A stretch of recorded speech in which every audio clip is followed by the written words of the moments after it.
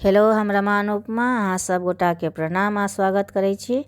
एक बेटा बियाह के गीत सुना रहल छी। जँ नीक लागे तो लाइक शेयर कमेंट जरूर करब और चैनल के सब्सक्राइब कर लेब।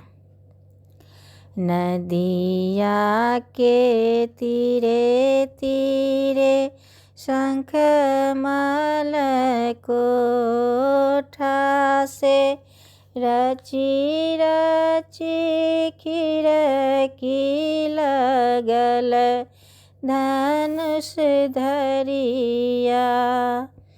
हे खिड़ची रची खिड़की लगल धनुष धरिया।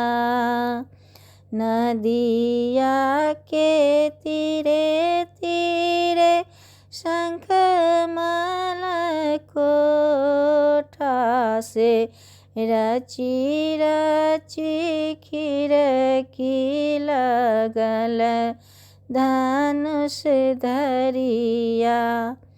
हे रची रची खिड़की लगल धनुष धरिया। ताही तर बसलनि बाबा से बड़का बाबा, बाबा से छोटका बाबा। कर लगलनि सोची के विचार धनुष धरिया। कर लगलनि सोची के विचार धनुष धरिया। हे खिड़की के ओटे ओटे बसलनि अपन बाबा, बसलनि अपन बाबा। कर लगलनि सोची के विचार धनुष धरिया। कर लगलनि सोची के विचार धनुष धरिया। खिड़की के ओटे ओटे बजथिन अपन चाचा, बजथिन अपन चाचा। कै लाख साजब बरियत धनुष धरिया। कै लाख साजब बरियत धनुष धरिया। हे सहसुनी बजलखिन बाबा से अपन बाबा, बाबा से अपन बाबा। 10 लाख साजब बरियत धनुष धरिया। 10 लाख साजब बरियत धनुष धरिया।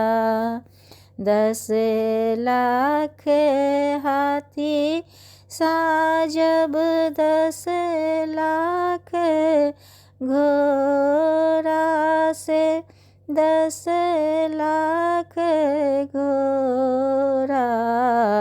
10 लाख साजब बरियत हे धनुष धरिया। 10 लाख साजब बरियत हे धनुष धरिया।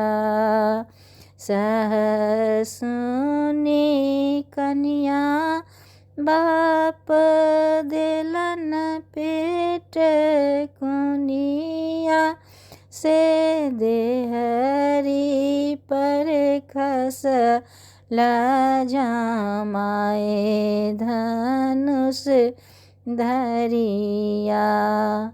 देहरी पर खसल झामाए धनुष धरिया।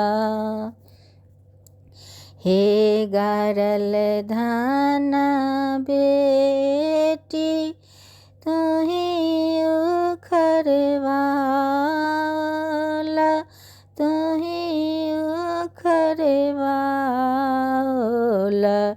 संपत्ति देल बिलमाए धनुष धरिया। संपत्ति देल बिलमाए धनुष धरिया। नदिया के तीरे तीरे शंख माल कोठा से रची रची खिड़की लागल धनुष धरिया। हे रची रची खिड़की लागल धनुष धरिया।